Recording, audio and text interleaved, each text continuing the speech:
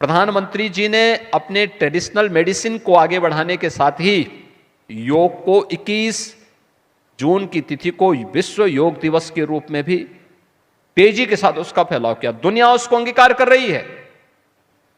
अब भारत के अंदर भी अलग अलग स्थानों पर हम देखते हैं तेजी के साथ इसको लोग आगे बढ़ा चुके हैं। अगर आप भी लोगों को बोलें कि भाई समय पे जगने की आदत डालो, देर रात्रि तक स्मार्टफोन का उपयोग करना बंद करो, अगर आप भी उन लोगों को बोलेंगे, आपके स्तर पर भी इस प्रकार के हैंडबिल प्रकाशित हों, समय समय पर इंटरव्यू हो और इन बातों को लेकर के आप ज्यादा प्रचार प्रसार कर सकेंगे तो वो ज्यादा प्रभावी होगा।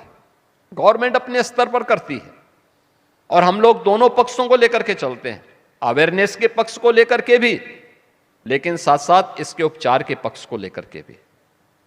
दूसरा, उपचार हो तो कैसे हम सस्ता और सहज कर सकते हैं, एक गरीब से गरीब व्यक्ति भी अपना उपचार करा सके। यद्यपि अभी तक ईश्वर की कृपा यह है कि गरीब को हार्ट की बीमारी कमी होती है,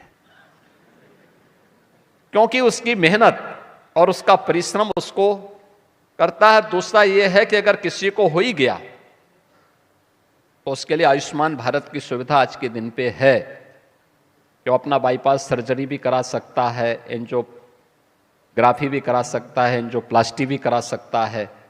उसमें उसके सामने उतनी चैलेंजेस अब उतनी नहीं रही, लेकिन कार्य क्षमता पे असर तो पड़ता ही है।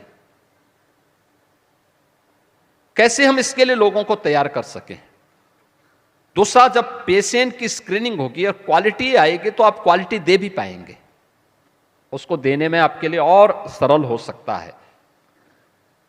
मैं आज के इस अवसर पर आप सबसे इस बारे में अवश्य कहूंगा कि आप सभी देश भर से और दुनिया से भी तमाम हमारे प्रतिष्ठित इस फील्ड के विशेषज्ञगण यहां पर उपस्थित हुए हैं।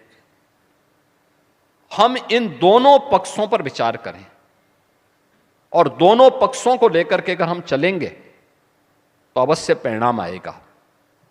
जो परिणाम आएगा वह इस फील्ड के लिए तो उपयोगी होगा ही, सबसे महत्वपूर्ण होगा कि स्वस्थ नागरिक होगा तो स्वस्थ समाज भी होगा, और स्वस्थ समाज होगा तो एक सशक्त देश भी होगा, सशक्त भारत भी होगा।